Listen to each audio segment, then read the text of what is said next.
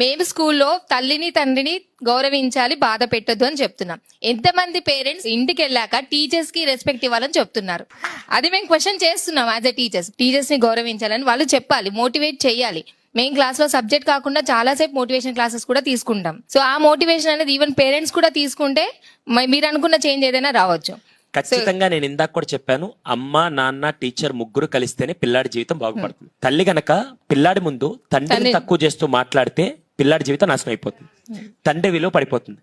తండ్రి కనుక తల్లిని తక్కువ చేస్తూ పిల్లాడిని హైలైట్ చేస్తూ తల్లిని తక్కువ చేస్తూ ఉంటే తల్లి వాల్యూ పడిపోతుంది.